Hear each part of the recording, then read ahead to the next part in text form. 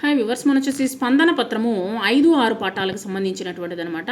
ప్రశ్న పత్రం చూద్దాము.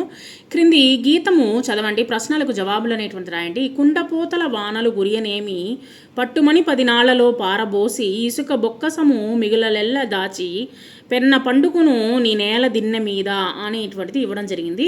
గేమ్లోని 10 రోజులు అని అర్థం వచ్చే పదము ఉన్నటువంటి పాదాన్ని రాయండి. పట్టుమని 10 నాళ్లలో పారబోసి అనేటువంటిది రాసామన్నమాట. తర్వాత వచ్చేసి గేమ్లోని ద్విత్వాక్షర పదాలను గుర్తించి రాయండి. గేమ్లో బొక్కసము, 10 నాళ్ళు, మిగులెల్ల, దిన్నె మీద, పెన్న అనేటువంటిది ద్విత్వాక్షర పదాలను. క్రింది పేరాను చదవండి, ప్రశ్నలను తయారు చేయండి.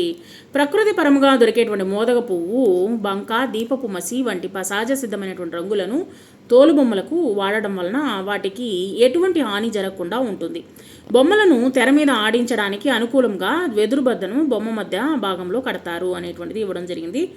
దానికి ప్రశ్నలు అనేటువంటి తయారు చేద్దాము. తోలుబొమ్మలకు ఏ రంగులను ఉపయోగిస్తారు? ఎటువంటి రంగులను తోలుబొమ్మలకు ఉపయోగిస్తారు? వెదురుబద్దను దేని మధ్య కడతారు? బొమ్మలను దేనిపైన ఆడిస్తారు? తర్వాత వచ్చేసి క్రింది పదాలను చదవండి, వేరుగా ఉన్నటువంటి వాటిని గుర్తించండి, గోళం చుట్టండి. ఇక్కడ చూడండి, కుర్చీ, పీట, సీసా, బల్ల అనేటువంటిది ఇవ్వడం జరిగింది. కుర్చీ, పీట, బల్ల అనేటువంటిది మనము కూర్చునేటువంటి సాధనాలు, సీసా అనేటువంటిది వేరే అనమాట. దానికి గోళం చుట్టండి. పావురము, కాకి, పిచ్చుక, కోతి అనేటువంటి జంతువు, ఈ మూడు వచ్చేసి పక్షులు అనమాట. కాకరకాయ, బీరకాయ, కరివేపాకు, బెండకాయ. సో కరివేపాకు అనేటువంటిది ఆకు కాబట్టి ఇది వచ్చేసి వేరుగా గుర్తించండి. సో ఈ విధంగా వచ్చేసి మీరు వాటిని గోళం చుట్టి గుర్తించండి. తర్వాత క్రింది పదాలకు అర్థాలు అనేటువంటిది రాయండి.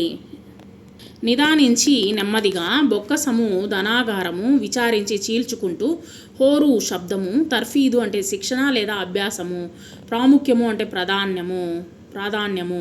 క్రింది ప్రశ్నలకు సమాధానాలు రాయండి. పెన్న నీటిని కవి ఎలా వర్ణించారు? కుండపోతులుగా వర్షం కురిసినా ఇట్టే పట్టుమని 10 రోజుల్లోనే ఇసుక అనేటువంటిది సంచుల్లోని బొక్కసాలలో ఇంకిపోతుంది. నిశ్శబ్దంగా నేల అడుగు పొరల్లో వచ్చేసి నిద్రిస్తుంది.